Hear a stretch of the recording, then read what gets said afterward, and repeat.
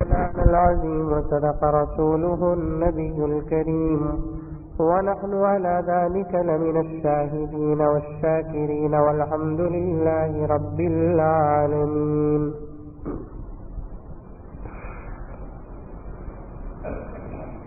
معزز سامعین کرام، بزرگان دین، نوجوانان ملت،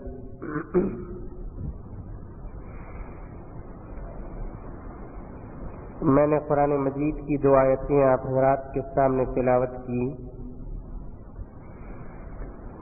ایک سورۃ الحج کی پہلی آیت اور دوسری آیت، اور دوسری سورہ لقمان کی آخری آیت. عزیزان گرامی، اللہ تبارک و تعالی سورۃ الحج میں ارشاد فرمایا شروع میں، یا ایھا الناس اتقوا ربکم ان زلزلۃ الساعۃ شیء عظیم. اے لوگو، اللہ تبارک و تعالی سے ڈرو، اپنے رب سے ڈرو، اپنے خالق سے ڈرو، اپنے مالک سے ڈرو. ان زلزلۃ الساعۃ شیء عظیم، بے شک قیامت کا زلزلہ بہت ہی بھیانک، بہت ہی خطرناک ہے. عزیزان گرامی، اس آیت میں اللہ تبارک و تعالی نے مسلمانوں سے خطاب نہیں کیا، مومنین سے خاص طور پر خطاب نہیں ہے، بلکہ تمام عالم کے انسانوں سے، لوگوں سے، آدمیوں سے خطاب ہے. آپ ذرا قرآن مجید کے الفاظ پر، آیتوں پر، اللہ تبارک و تعالی کے فرمان پر غور کریں گے تو بہت سارے نکات، بہت سارے اشارے آپ حضرات کو سامنے آتے جائیں گے، ملتے جائیں گے. نماز کا جب اللہ تبارک و تعالیٰ نے حکم دیا تو اللہ تبارک و تعالیٰ نے نماز کے لیے مومنین سے خطاب کیا، مسلمانوں کو پکارا.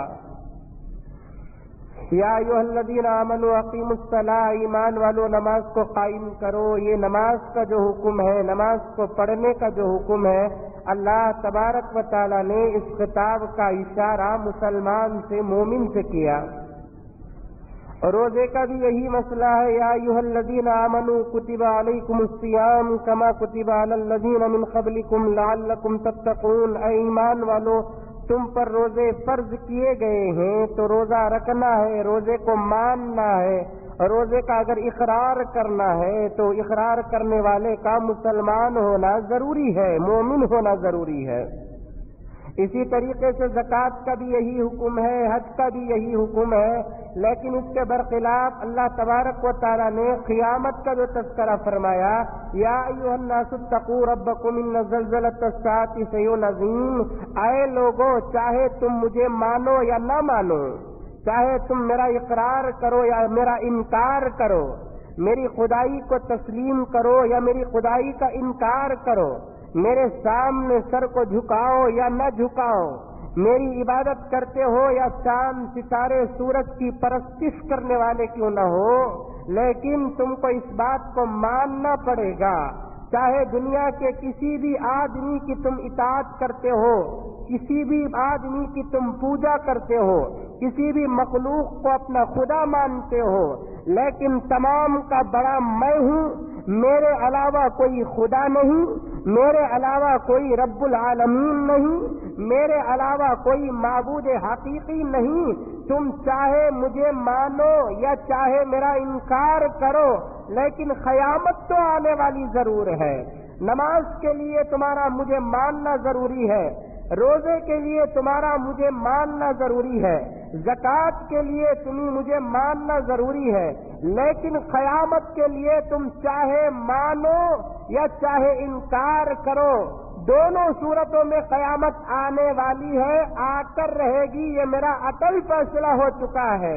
تو بہرحال عزیزان گرامی، اللہ تبارک و تعالیٰ نے اس آیت میں عام انسانوں کو خطاب کیا ہے، اس آیت کے اندر یہودیوں سے بھی خطاب ہے، نصرانیوں سے بھی خطاب ہے، ہندوؤں سے بھی خطاب ہے، پتھر کی پوجا کرنے والوں سے بھی خطاب ہے، گائے کا پیشاب پینے والوں سے خطاب ہے، خدا کو خدا ماننے والوں سے بھی خطاب ہے، اور خدا کا انکار کرنے والوں سے بھی خطاب ہے۔ بہرحال عزیزان گرامی، ایک سوال آپ یہاں یہ کر سکتے ہیں، حضرت والا ابھی آپ نے فرمایا یہ سورہ کا نام اللہ تبارک و تعالیٰ نے سورۃ الحج قرار دیا ہے، لیکن سورہ حج میں اللہ تبارک و تعالیٰ نے قیامت کا تذکرہ کیوں کر رہے ہیں؟ نماز کا جب تذکرہ آیا تو قیامت کا تذکرہ نہیں آیا، روزے کا جب ذکر آیا تو قیامت کا تذکرہ نہیں آیا، زکوٰۃ کا جب ذکر آیا تو قیامت کا تذکرہ نہیں آیا، حج کا ذکر آ رہا ہے، حج کا سورہ نازل ہوا ہے، اس سورے میں اللہ تبارک و تعالیٰ نے قیامت کا کیوں تذکرہ کیا؟ حضرات مفسرین کرام نے بڑی اچھی بات بتائی ہے۔ عزیزان گرامی غور سے سنتے جائیے، یہ قرآن مجید ہے جس کے ایک ایک لفظ سے بڑا بڑا سمندر نکلتا ہے، ایک ایک لفظ میں اگر غور و فکر کرتے جائیں آپ کو بے شمار باتیں نکلیں گی، بے شمار نصیحتیں ملیں گی، بے شمار مسائل نکلیں گے آپ کو۔ اسی لیے قرآن کو اللہ تبارک و تعالیٰ نے فرمایا ھدی للناس، یہ ہدایت ہے لوگوں کے لیے، یہ لوگوں کو تربیت کرنے کی کتاب ہے، لوگوں کو سدھارنے کی کتاب ہے۔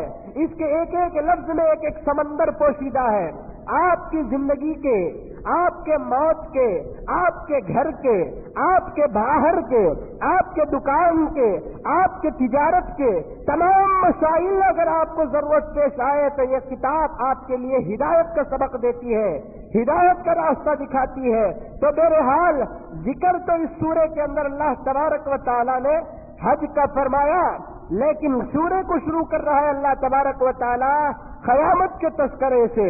تو حضرات مفسرین کرام نے ایک اچھا نقطہ یہاں پر یہ بیان فرمایا، حج کا جو منظر ہوتا ہے، حج کے جو افعال ہوتے ہیں، حج کی جو عبادت ہوتی ہے، حج کی جو ادائیگی ہوتی ہے، وہ قیامت کے منظر سے ایک چھوٹا سا ٹکڑا ہوتا ہے۔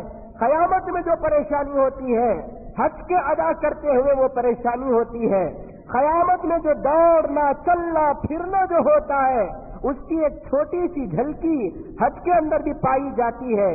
قیامت میں جیسے اللہ تبارک و تعالیٰ کے عرش کی طرف ساری کائنات متوجہ ہوتی ہے، اسی طریقے سے حج میں بھی سارے حاجی کعبۃ اللہ کی طرف متوجہ ہوتے ہیں، اور قیامت میں جیسے حضرات انبیاء سے سفارش کرنے کے لیے حضرات حجاج کرام دوڑتے پھرتے ہیں، اسی طریقے سے حجاج کرام اللہ تعالیٰ سے مغفرت چاہنے کے لیے کبھی مینا کو جاتا ہے، کبھی مزدلفہ جاتا ہے، کبھی عرفات جاتا ہے، خدا کو راضی کرنے کے لیے اللہ تبارک و تعالیٰ کے نام پر اپنے جانوروں کو قربان کرتا ہے۔ تو اللہ تبارک و تعالیٰ نے اس قرآن مجید کی اس صورت کو اس انداز سے نازل فرمایا کہ ذکر تو حج کا ہوگا، قانون حج کا ہوگا، حکم حج کا ہوگا، لیکن سب سے پہلے اللہ تبارک و تعالیٰ نے قیامت کے تذکرے سے شروع فرماتا ہے۔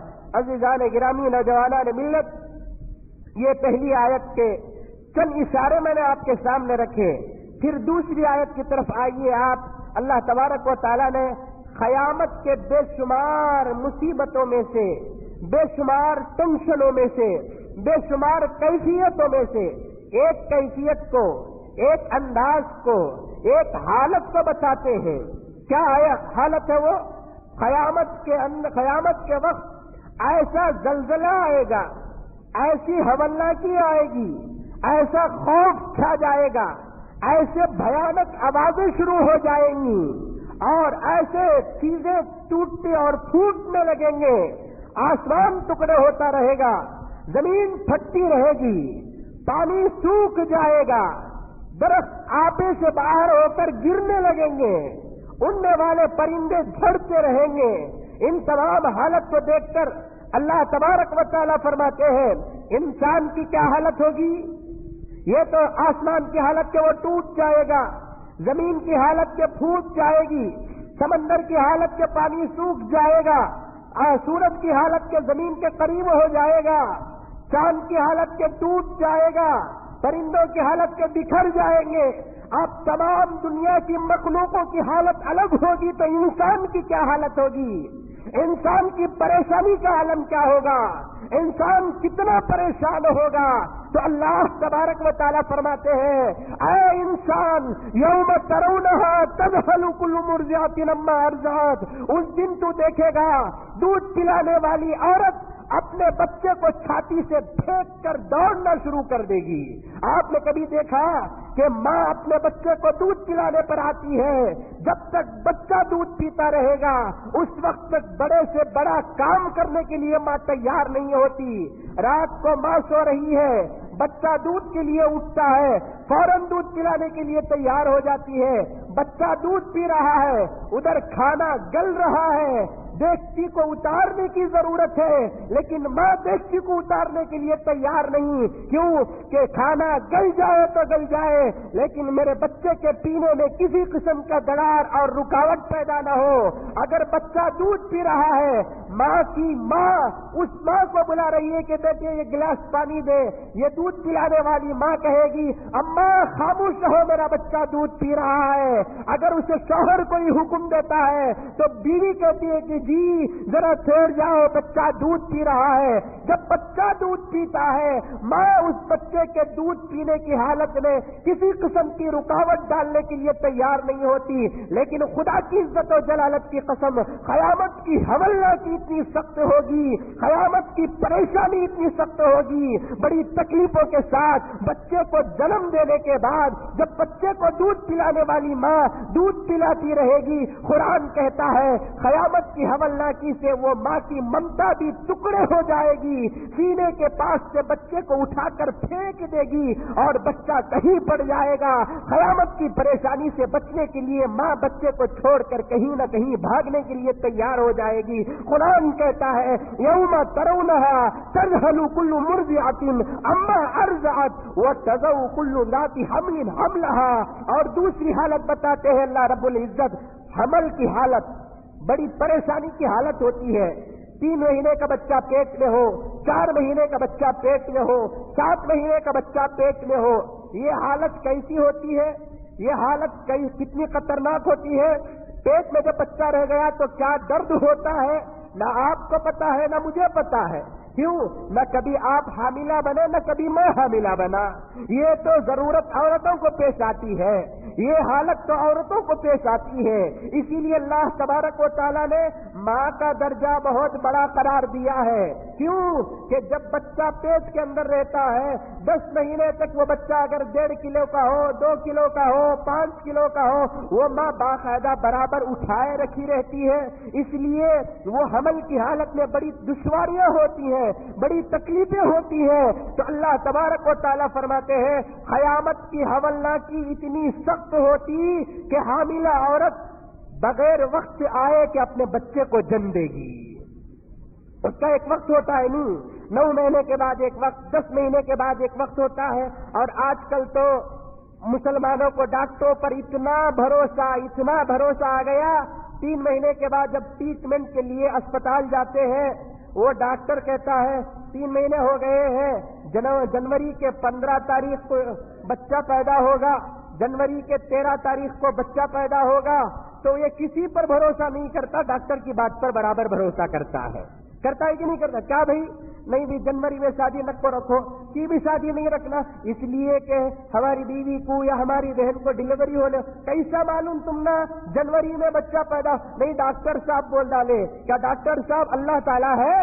کیا ڈاکٹر خدا ہے کہ ڈاکٹر اگر 15 تاریخ کو بچہ پیدا ہوگا کہہ دے تو ڈیفینیٹلی گارنٹی 110% بچہ 15 تاریخ ہی کو پیدا ہو جائے؟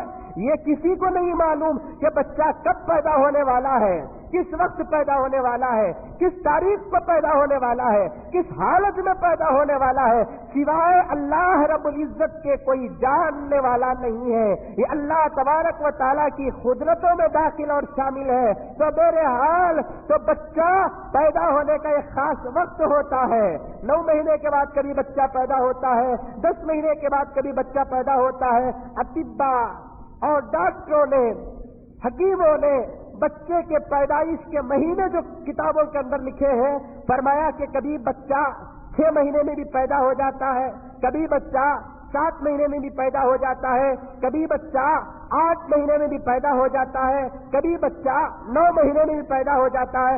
بہرحال حکما نے بچے کے پیدا ہونے کے جو مہینے بتائے ہیں وہ 6ویں مہینے سے شروع ہو کر 10ویں مہینے کو ختم ہوتا ہے۔ بعض حکما نے فرمایا کہ کبھی کبھار بچہ ماں کے پیٹ کے اندر 2 سال بھی رہ جاتا ہے، جیسا کہ حضرت امام شافعی رحمۃ اللہ علیہ اپنے ماں کے پیٹ میں مکمل 2 سال تھے۔ سمجھ میں آئی بات؟ تو بچہ کب پیدا ہوگا یہ کوئی نہیں بتا سکتا، لیکن قرآن کہتا ہے وَتَضَعُ كُلُّ ذَاتِ حَمْلٍ حَمْلَهَا، تو اس دن تو دیکھے گا وقت سے پہلے حاملہ اپنے بچے کو جنم دے گی۔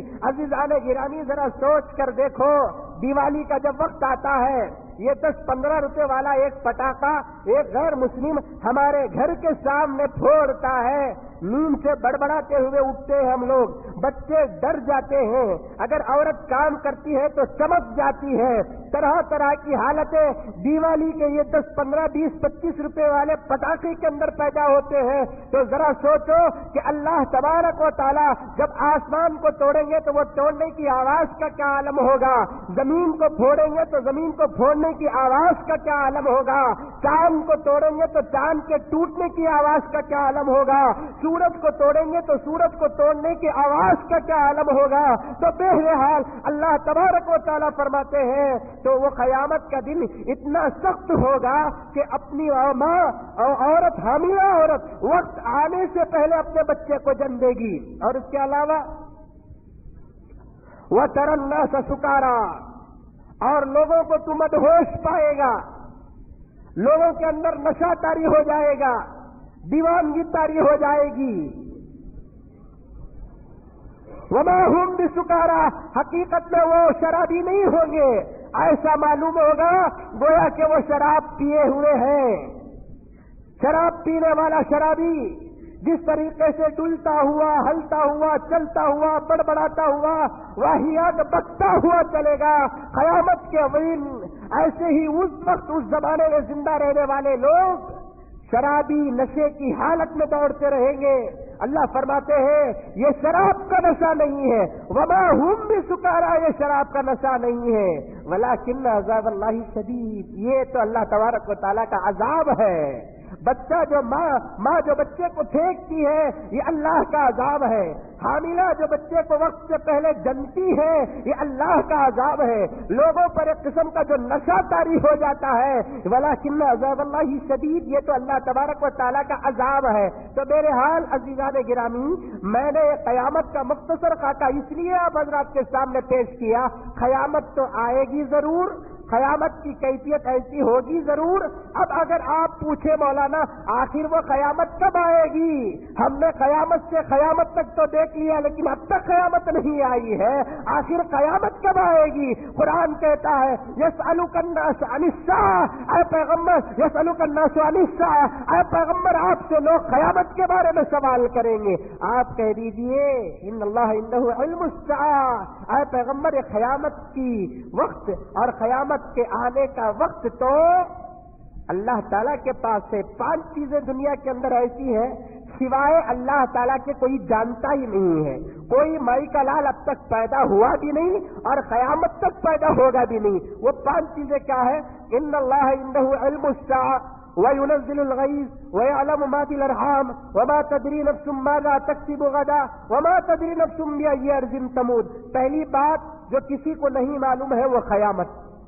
قیامت کب آئے گی نہیں پتا، کوئی نہیں بتا سکتا، یہاں تک کہ بڑے سے بڑا عالم بھی نہیں بتا سکتا، بڑے سے بڑا عامل بھی نہیں بتا سکتا۔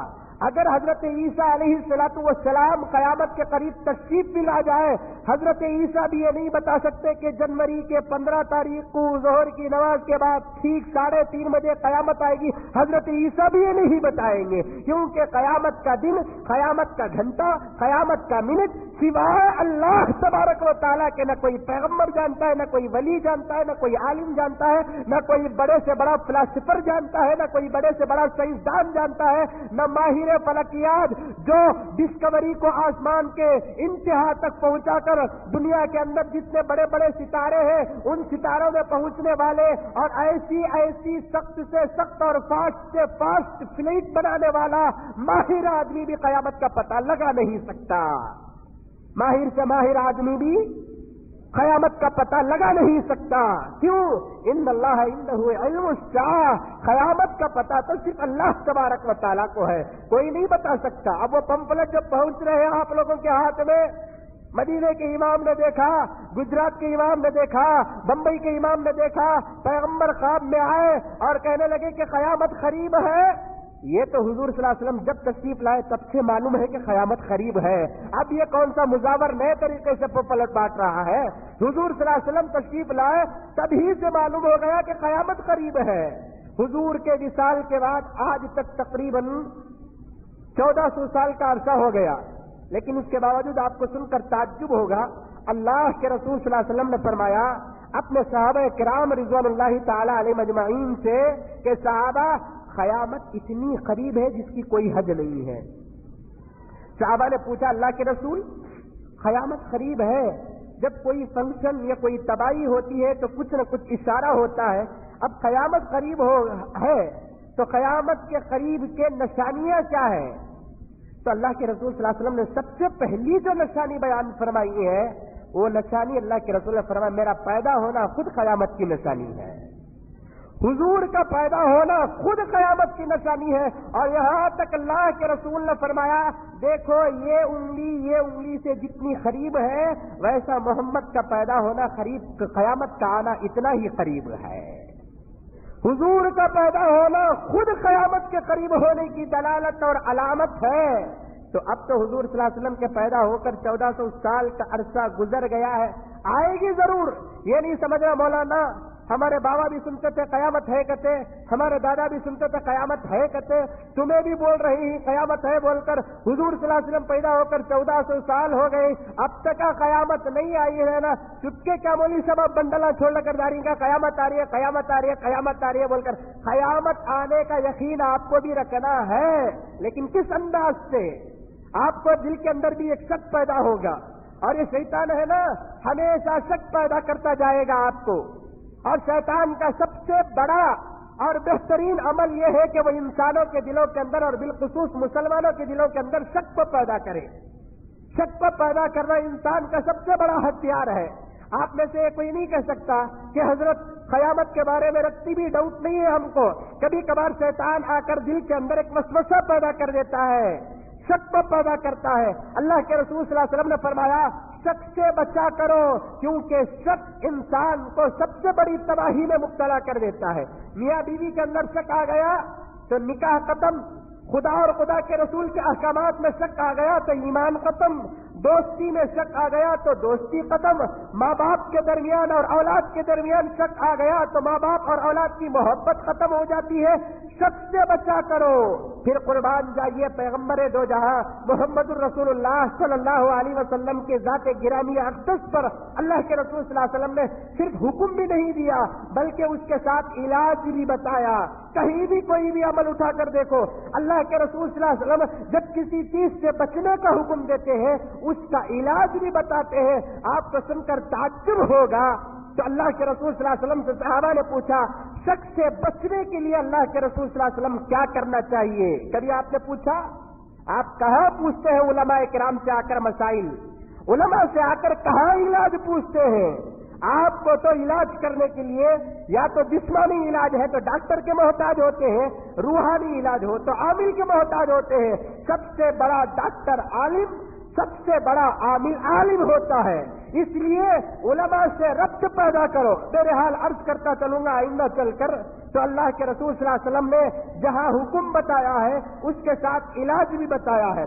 شک سے بچنے کے لیے کسی صحابی نے آ کر کہے، عرض کرنے لگے کہ اللہ کے رسول میرے اندر ہمیشہ وسوسہ پیدا ہوتا ہے. اللہ کے رسول صلی اللہ علیہ وسلم نے فرمایا 2 کام کر انشاءاللہ تعالیٰ تیرے دل سے وسوسہ ختم ہو جائے گا. اللہ کے رسول نے فرمایا 2 کام کرو تمہارے دلوں سے وسوسہ ختم ہو جائے گا. ایک معوذتین ہمیشہ پڑھتے رہو. معوذتین کا مطلب کیا؟ قل اعوذ برب الفلق، قل اعوذ برب الناس، ہمیشہ پڑھتے رہو. یہ قرآن کے صدقے میں آپ کو علاج ہوگا. یہ 2 سوروں کے صدقے میں آپ کے دل سے وسوسہ ختم ہو جائے گا. کیوں وسوسہ ختم ہوتا ہے؟ ذرا غور سے پڑھ کر دیکھیے. ترجمہ اٹھا کر دیکھیے قل اعوذ برب الناس کے سورے میں، سورۃ الناس میں اللہ تبارک و تعالیٰ فرماتے ہیں قل اعوذ برب الناس ملک الناس الہ الناس من شر الوسواس الخناس الذی یوسوس فی صدور الناس۔ اے اللہ العالمین، میں دنیا کے غلط معبودوں سے پناہ چاہتا ہوں، اے الہ العالمین وسوسے سے پناہ چاہتا ہوں، وہ بھی کس کا وسوسہ؟ خناس کا، شیطان کا، برے وسوسوں سے پناہ چاہتا ہوں۔ وہ وسوسے کہاں پیدا ہوتے ہیں؟ الذی یوسوس فی صدور الناس، وہ وسوسے جو دلوں کے اندر پیدا ہوتے ہیں۔ ہمیشہ اللہ سے علاج مانگتے رہیں گے، دعا مانگتے رہیں گے۔ سورہ ناس کے صدقے میں، سورہ ناس کے طفیل میں اللہ تعالیٰ ایک تو بہترین علاج یہ ہے کہ وسوسہ ختم، دوسرا اللہ کے رسول صلی اللہ علیہ وسلم نے فرمایا جہاں تو غسل کرتا ہے وہاں پیشاب کرنے سے بچ جا، انشاءاللہ تعالیٰ تیرے دل سے وسوسہ ختم ہو جائے گا۔ اٹیچ باتھ روم ہے نہیں ہمارے گھروں کے اندر، اٹیچ باتھ روم، اللہ کے رسول نے فرمایا جہاں تو غسل کرتا ہے وہاں پیشاب کرنے سے بچ جا، تیرے دل سے وسوسہ، شک، شبہ ختم ہو جائے گا۔ اب مالداروں کو تو اللہ تعالیٰ مال ہی دیا ہے، گھر بھی بناتے ہیں۔ میں نے بارہا کہا، کیا تھوکا تک ہوں کہ بھائی گھر بناتے ہیں، ذرا قانون سے بنایا کرو۔ مسلمان کے لیے گھر کا بنانے کا بھی ایک طریقہ ہوتا ہے۔ آج گھر جو بناتے ہیں نہیں، گھر بناتے وقت کبھی مولوی صاحب کے پاس آ کر نہیں پوچھے کہ حضرت گھر بنانا ہے، قبلے کی طرف دروازہ رکھ سکتے ہیں کہ نہیں رکھ سکتے ہیں، کہ مشرق کی طرف دروازہ رکھنا جائز کہ نہیں جائز، کی میں یہاں بیڈ روم رکھوں کہ نہیں رکھوں، کی کبھی کون سا مالدار آپ کو پوچھا اپنی عالمہ سے؟ ہندوؤں دیکھو گھر بننا بولے تو فوراً جاتے کس کے پاس؟ پجاری کے پاس۔ پجاری کے پاس جا کر فوراً میپ ڈالتے، میپ ڈال کر پوچھتے ہیں، میں بھی لکھ کر رکھا تھا یہاں پر کہ صاحب میں گھر بن رہا ہوں، گھر بنتے وقت کیسا گھر بننا؟ اب اس کے واسطے عام طور پر میں اس طرح کیا بولتے ہیں، واستو بول کر بولتے ہیں۔ واستو معلوم کیا؟ واستو بول کر آج کل ایک چل رہا ہے۔ واستو کا مطلب میستریاں بھی مسلمانوں کو کیا کر دیتے ہیں، عام طور پر شرک اور بدعت میں مبتلا کر دیتے ہیں، بلکہ بدعت نہیں، وہ شرک اور کفر کہہ سکتے ہیں۔ بدعت تو اسے کہتے ہیں جو کام تو بظاہر مسلمانوں کی طرح کرتا ہے لیکن وہ کام شریعت میں نہیں رہے گا۔ شرک کسے کہتے ہیں؟ اللہ کے علاوہ اللہ کے ساتھ کسی کی عبادت کرنا۔ کفر کہتے ہیں اللہ کو چھوڑ کر کسی اور کو ماننا۔ گھر بنتے وقت ہمارے مالدار حضرات جو گھر بنتے ہیں، عام طور پر آج کل ایک بیماری آ گئی ہے کہ واسطو، غیر ہندو دیکھ کو مراٹو دیکھ کر مرن دو، مسلمان کہیں کو دیکھتا؟ واسطو کو بھی تجھے کیا تعلق ہے؟ واسطو کو بھی مسلمان کو کچھ بھی تعلق نہیں ہے۔ چاہے تو بیڈ روم کانچ بھی رکھو، ہال کانچ بھی رکھو، کچن کانچ بھی رکھو، کیسا چاہے جو چاہے وہ رکھو، لیکن اسلام ایک ہی ایک گھر بنتے وقت قانون کیا دیتا ہے، بھائی تو بیڈ روم کا دروازہ کانچ بھی رکھ لے، ہال کا دروازہ کانچ بھی رکھ لے، کیا کہتے ہو ڈریسنگ روم وہ بھی ہے نہیں، کیا کہ روم آئی نا جی ذرا بولو، ہمارے گھر تو چھوٹا موٹا ہے، سمجھ نہیں یہ بات ہے، وہ ڈائننگ ہال کہتے ہیں۔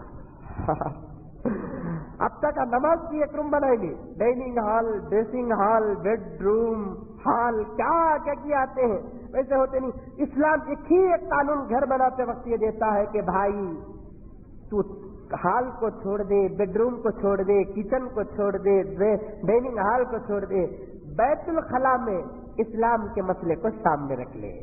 کیا اسلام کا قانون؟ بیت الخلا، بیت الخلا کا تو معلوم کیا آپ کو؟ لیٹرین کو بیت الخلا کہتے ہیں۔ اسلام کے قانون کو سامنے رکھ لے، کیا کہ بیت الخلا میں پیشاب کے لیے یا پاخانے کے لیے جب بیٹھیں گے تو بیٹھتے وقت نہ تیرا چہرہ قبلے کی طرف رہنا، نہ تیری پیٹھ قبلے کی طرف رہنا۔ صرف اگر تو دیکھنا ہے تو تیرے بیت الخلا کے مسئلے کو دیکھ کر گھر بنا لے، حال کہیں بھی رکھ لے، انشاءاللہ تعالیٰ اگر نمازی رہے تو برکت آ جائے گی۔ بیڈ روم کہاں بھی رکھ لے، نمازی آ گیا تو برکت آ جائے گی۔ ڈائننگ ہال کہاں بھی رکھ لے، برکت، نمازی رہ گیا تو برکت آ جائے گی۔ اسے چھوڑ کر واستو کے اوپر مسلمانوں کو یقین آگا۔ کیا واستو؟ اب یہ گھر بول کر سمجھ جاؤ۔ فار ایگزامپل ادھر مغرب، ادھر مشرق، ادھر شمال، ادھر جنوب، آپ کے حساب سے بول رہا ہوں میں، مغرب، مشرق، شمال، جنوب، آپ کے حساب سے آپ کا چہرہ کدھر ہے؟ مغرب کی طرف ہے۔ آپ کی پیٹھ کدھر ہے؟ مشرق کی طرف ہے۔ آپ کا سیدھا ہاتھ کدھر ہے؟ شمال کی طرف ہے۔ آپ کا داواں ہاتھ کدھر ہے؟ جنوب کی طرف ہے. ہندوؤں کا کیا عقیدہ؟ ادھر کا کونے کا نام انہوں خاکی دیتے ہیں، مٹی کی جگہ. ادھر کے کونے کی جگہ کا نام انہوں ہوا کی دیتے ہیں. ادھر کا کونا ہوا کے لیے، ادھر کا کونا مٹی کے لیے.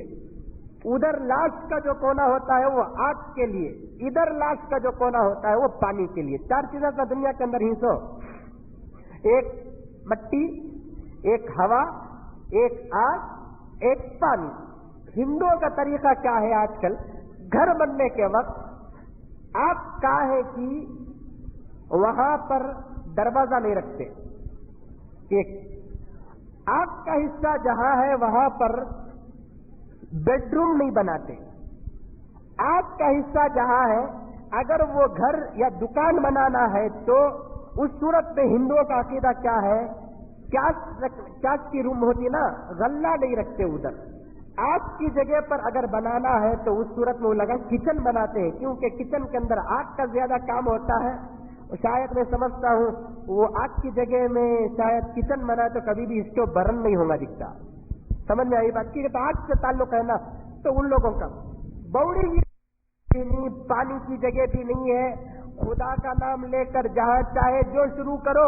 اگر تمہارے مقدر میں پانی ملنا ہے تو ضرور مل جائے گا. تمہارے مقدر میں پانی نہیں ہے، بورل کیا کھودنا، لاری کٹھوں سے بھی پانی نہیں آئے گا.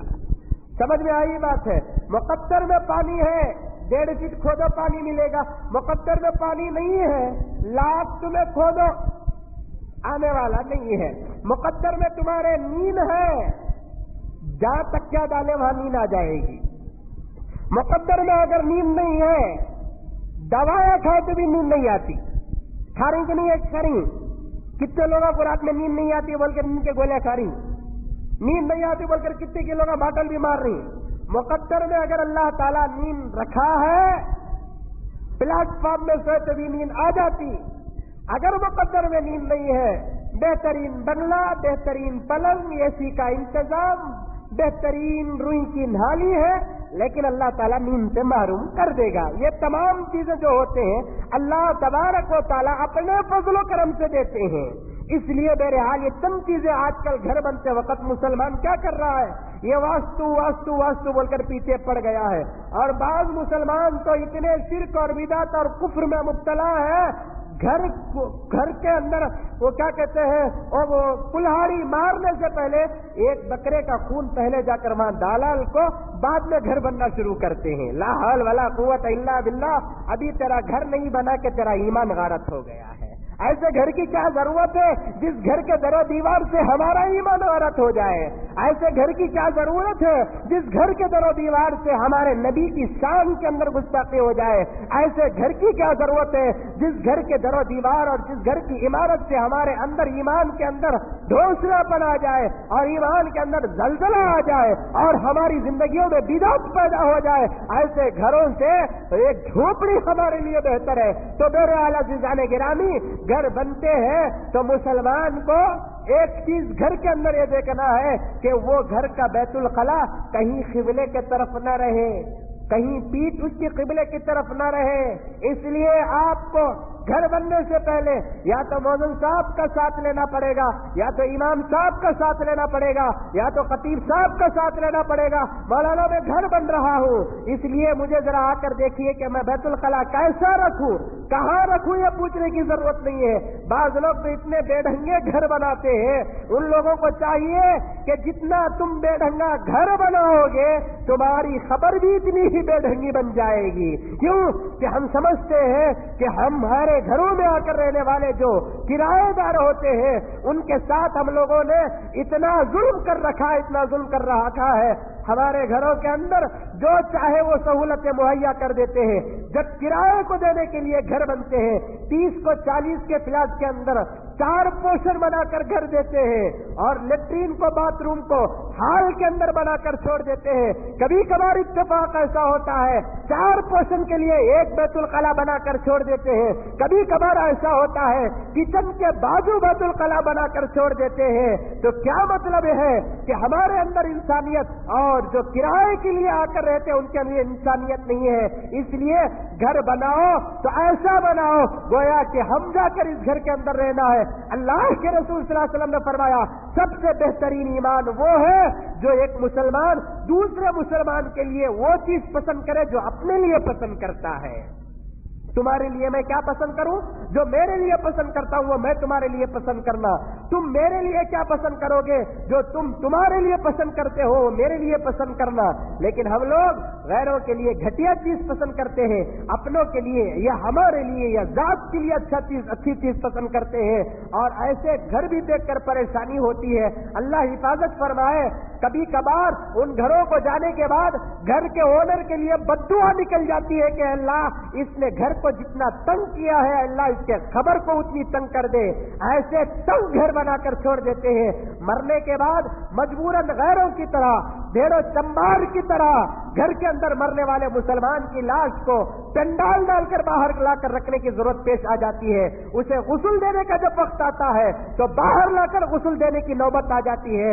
जब घर के अंदर कोई औरत मर जाती है तो इतना छोटा घर हो जाता है कि उसके गुस्ल देने के लिए हर्ज उसके कफन पहनाने के लिए हर्ज होती है। माल डालो, ये घर तुम्हारे खबर को नहीं आएगा, ये दौलत तुम्हारी खबर को नहीं आएगी। अगर तुम्हारे हाथ में 2-3 घर है और तुम्हारे घरों की वजह से तुम्हारे घरों में रहने वाले किराएदारों को तकलीफ पहुंच रही है तो ये फैसला है, ये फतवा है, ये फैसला है कि किराएदार को सताने की सजा कल कयामत में तुमको देना पड़ेगा।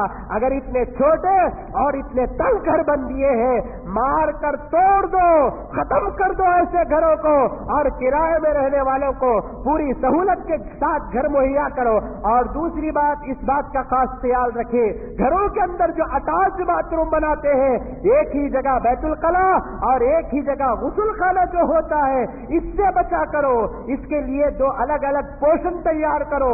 अब बाज लोग करते हैं एक बड़ा कमरा बनाकर एक तरफ बैतुल कला और दूसरे तरफ गुस्ल खाना, दोनों के दरमियान कोई पर्दे का इंतजाम नहीं, कोई दरवाजा नहीं, कोई स्क्रीन नहीं होता।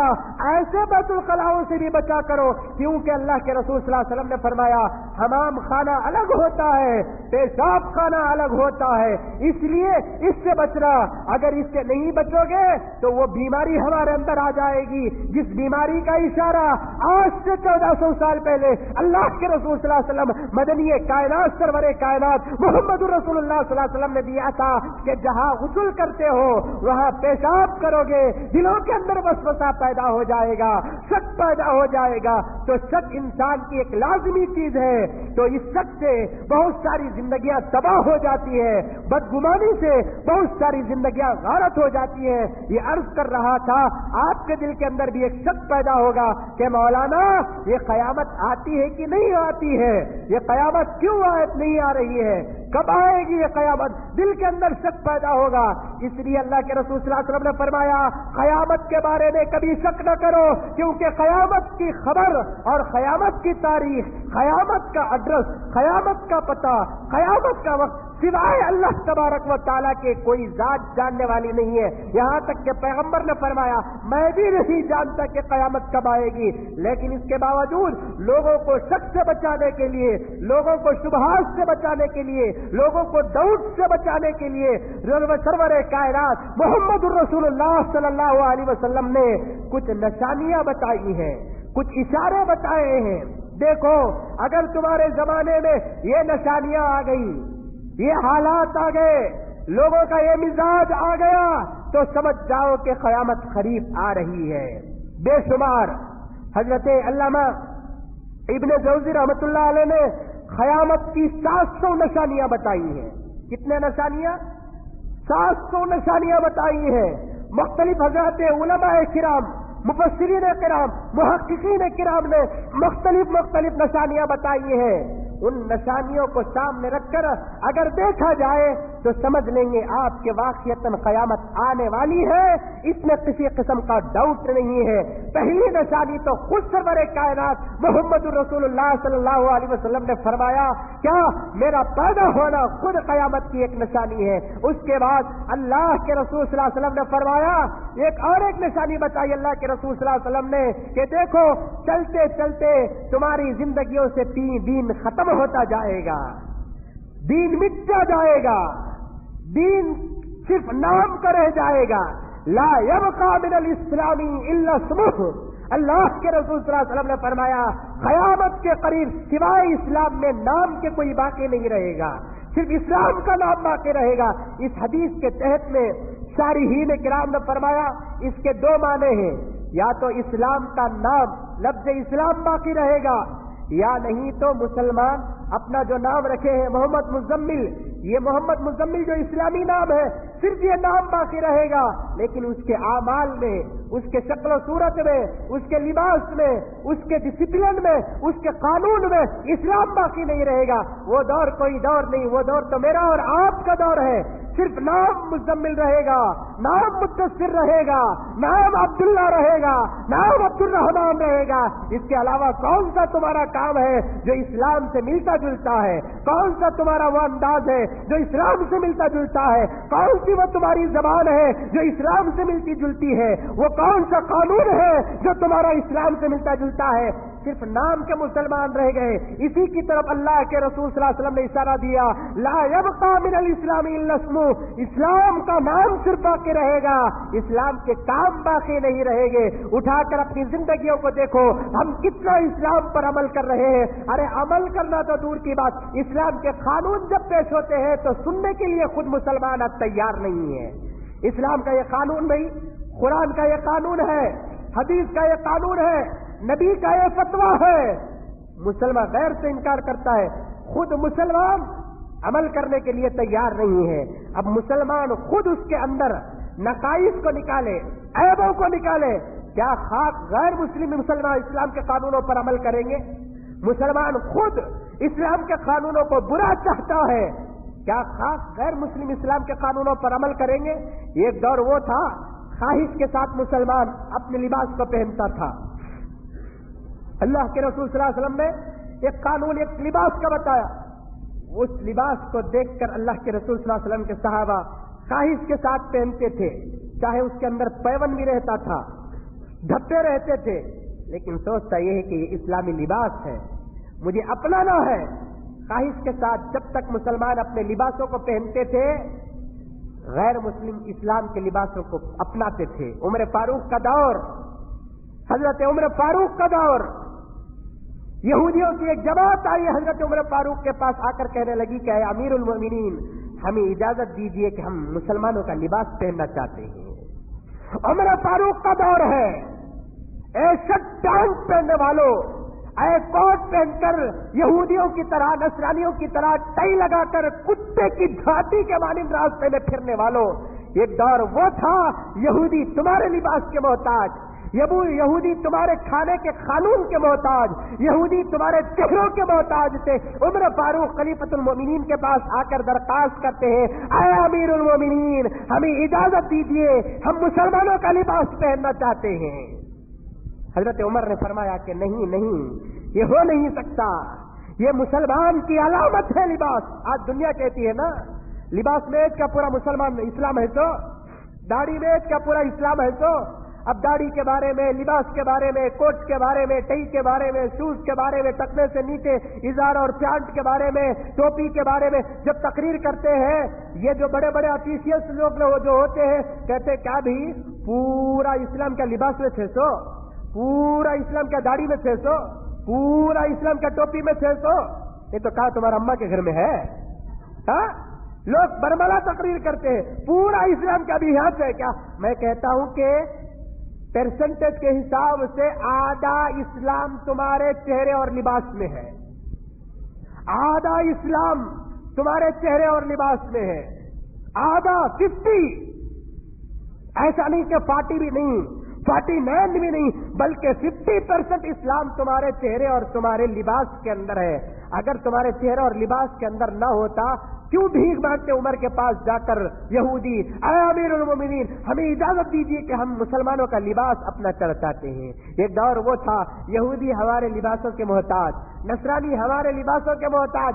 آج تیرے پاس قرآن موجود، تیرے پاس لباس کے قانون موجود، افسوس کے ساتھ تو محتاج ہو گیا یہودیوں کا، تو محتاج ہو گیا نصرانیوں کا، تو محتاج ہو گیا کھڑ کر موتنے پیشاب کرنے والوں کا، تو محتاج ہو گیا گائے کا پیشاب پینے والوں کا، تو محتاج ہو گیا غیروں کی نقل کرنے والوں کا۔ ایک دور وہ تھا تیرے لباس میں دین تھا، تیرے چہرے میں دین تھا، تیرے جوتوں میں دین تھا، تیرے تار میں دین تھا، تیرے سر کے ہر بال میں دین تھا۔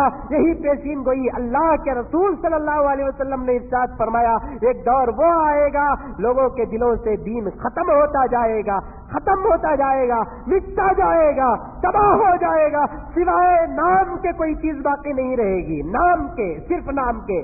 ایک آدمی کو دیکھو آپ جو سر سے ٹوپی نکالا ہے، جس میں سے لباس گیا ہے، پینٹ تو منسپلٹی کا جھاڑو پہنتے نے نوجوان ہمارے پینٹا، شرم آنی چاہیے۔ پیغمبر کی سنت کو چھوڑ کر اتنا لڑائے، ایک ٹوٹی میں اور تیری پینٹ اور تیرے میں کیا فرق رہ گیا؟ لباس کا عنوان نہیں ہے میرا، قیامت کی نشانی بتانا چاہتا ہوں۔ کب عمل کرے گا تو عمل کر، تیرے سے دنیا ڈرے گی۔ آج حالت کیا ہے معلوم؟ آج حالت علماء کے فتووں پر اعتراض کرنے والے مسلمان کا اعتراض کرے۔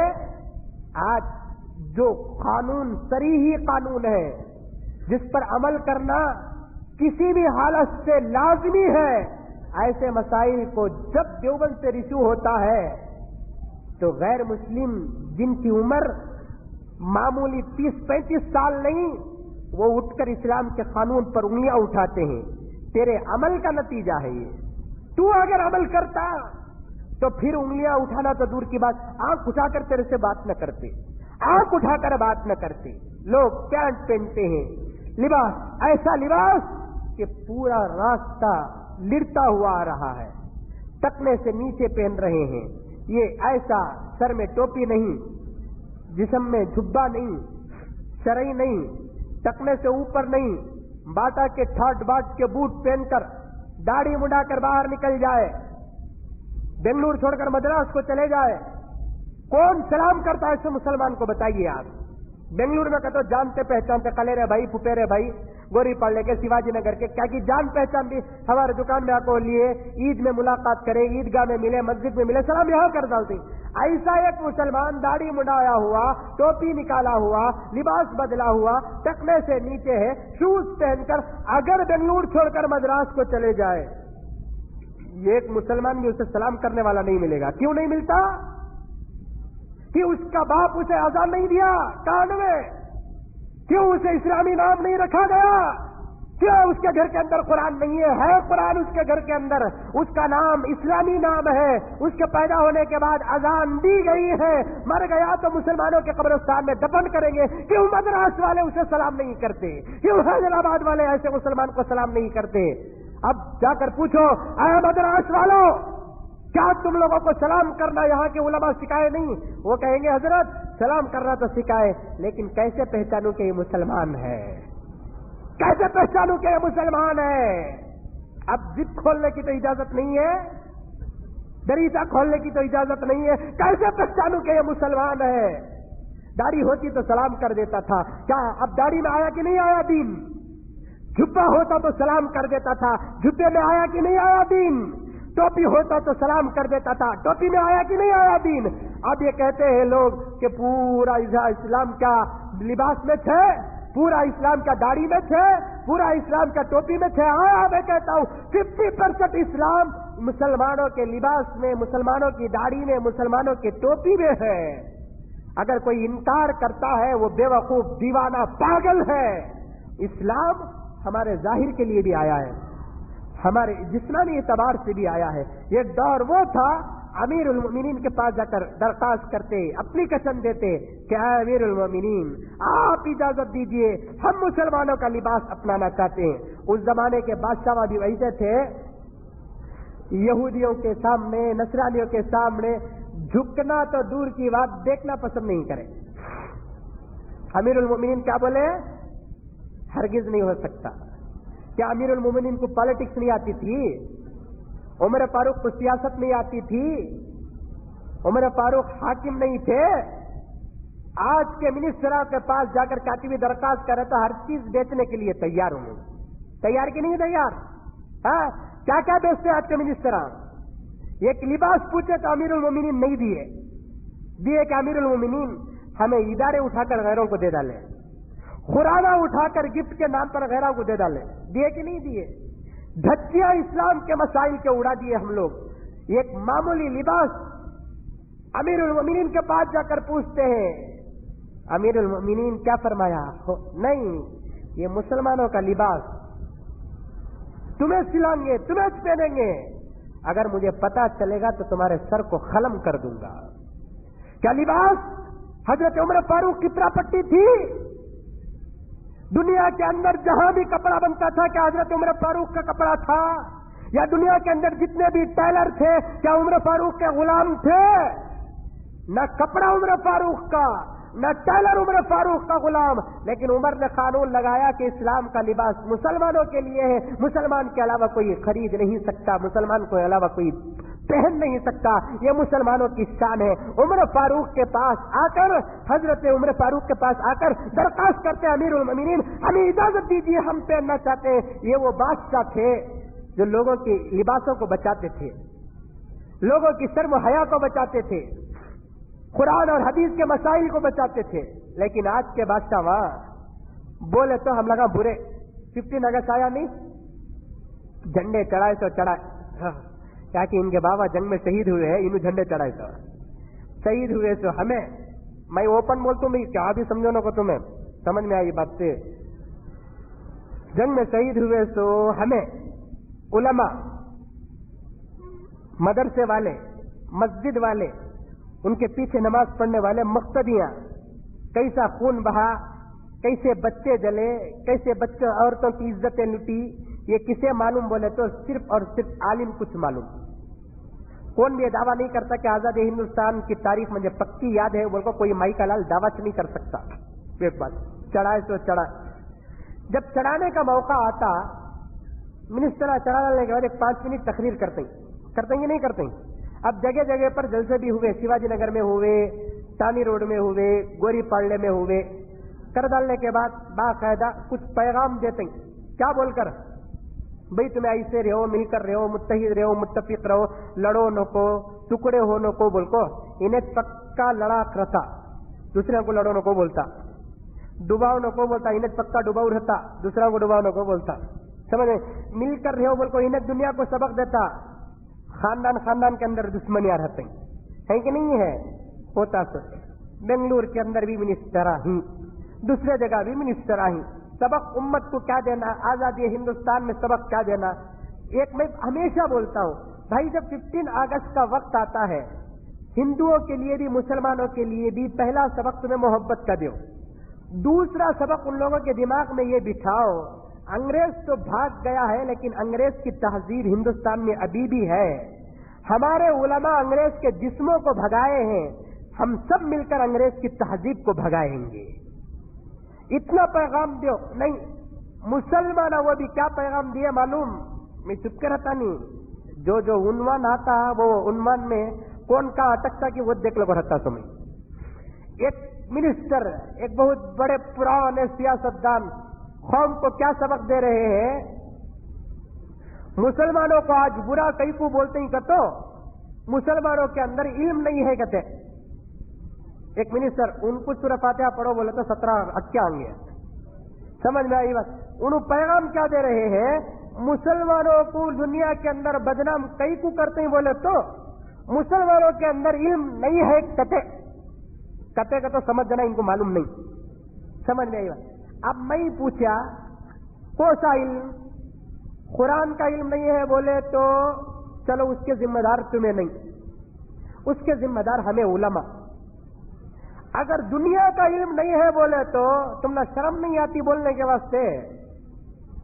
تمہیں کون سے کالجہ شروع کر ڈالے؟ تمہیں کون سے یونیورسٹیاں شروع کر ڈالے؟ تمہیں کون سے اشتہارہ لگا ڈالے کہ آؤ ہمارے قوم کے لیے ڈاکٹری مفت ہے بول کر، آؤ ہماری قوم کے لیے لائری مفت ہے بول کر، آؤ ہمارے قوم کے لیے انجینئرنگ مفت ہے بول کر، تمہیں کون سے کالج شروع کر ڈالے جو آج قوم کے اندر علم نہیں ہونے کا نعرہ کر رہے ہیں؟ تمہیں اگر محنت کرتے، ہمارے قوم کے کاؤنسلر سے لے کر ایم پی تک مسلمان جو ہے انہیں یہ کالج ڈاکٹری کا کھولا تھا، پھر کہتا کہ میں ڈاکٹری کھولا تھا لیکن مسلمان نہیں پڑھے بول کر بولتا تو ہمارے مسلمان بچوں کی غلطی ہوتی. کتنے ایسے میرے پاس ایک چھوٹا ادنا سا ایک طالب علم، میرے پاس کتنے ایسے کیس ہیں پی یو سی پڑھ کر دوسرے کالج کو جانے کے لیے پیسے نہیں ہیں، ڈگری کرنے کے لیے پیسے نہیں ہیں. کوئی منسٹر بتا سکتا کیا مسلمان میری سرپرستی میں میرے پیسوں کے صدقے میں میں پیسے دے کر اسے ڈاکٹر بنایا بول کر کون سی بھی بتا سکتا؟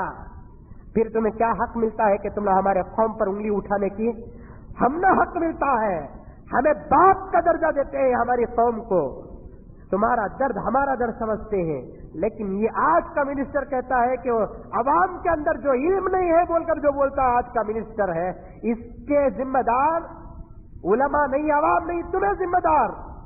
بتاؤ ایک اسکول، ایک کالج، ایک یونیورسٹی اگر کھولے دی تو پھر بغیر ڈونیشن اور رشوت کے ہمارے بچوں کو داخلہ نہیں ہے؟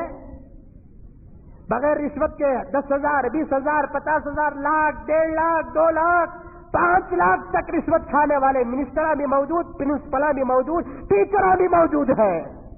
کھولے تو بھی قوم کا سودا کرے، بند کرے تو بھی قوم کا سودا کرے.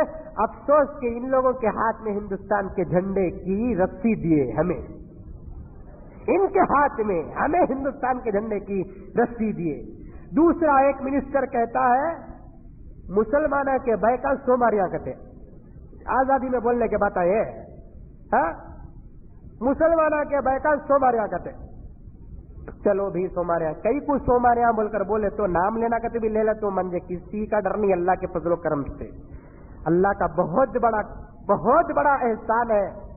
دل کے اندر ایک جذبہ ہوتا ہے، خدا سے مانگتا ہوں کہ اللہ جب تک تو زبان میں بولنے کی طاقت دیتا ہے، حق بات خوف کے بغیر بولنے کی طاقت دے. اگر رائی کے دانے کے برابر بھی اگر میرے دل کے اندر خوف آیا تو اللہ میرے منہ کو بند کر دے. میں یہی دعا کرتا ہوں. ایک منسٹر مسلمان کے بائکان سوماریاں کہتے، اچھی بات ہے، چلو بھی سوماریاں.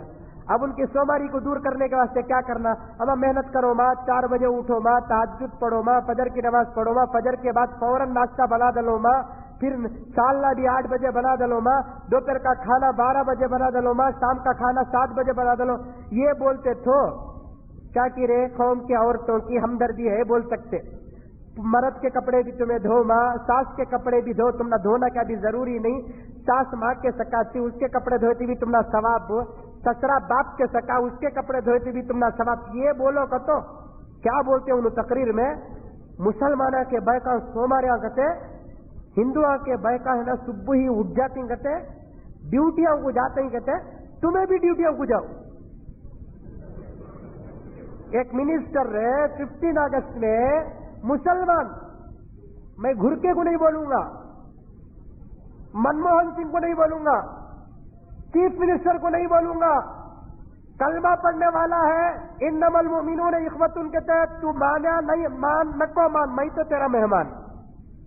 انہیں مجھے بھائی مانتا کہ نہیں مانتا کہ نہیں، لیکن قرآن کے اعتبار سے میں اسے بھائی مانتا ہوں.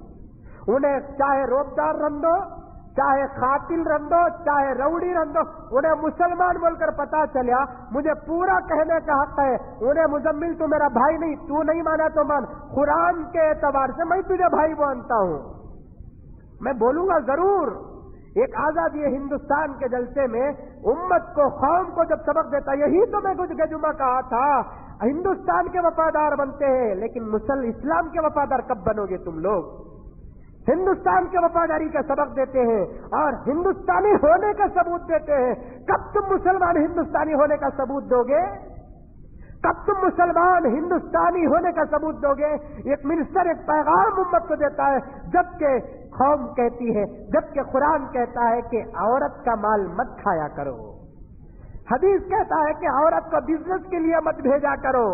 اور یہ قوم کا جو منسٹر ہوتا ہے امیر المومنین جسے کہا جاتا ہے، قوم کا رہبر جسے کہا جاتا ہے وہ تھے عمر، جو اپنے امت اپنے قوم کے لباس کو بیچنے کے لیے تیار نہیں، اور آج وہی عمر کے چاہنے والے جو آج کونسلر بن گئے، ایم ایل اے بن گئے، ایم پی بن گئے، عورتوں کی عزت کو بیچنے کے لیے تیار، کہتے ہیں کہ کمانے کے لیے ڈیوٹیاں کو جاؤ، فیکٹریاں کو جاؤ، فیکٹریاں میں کیا ہوتا تمہیں کیا معلوم، مجھے پوچھو میں بتاتا ہوں،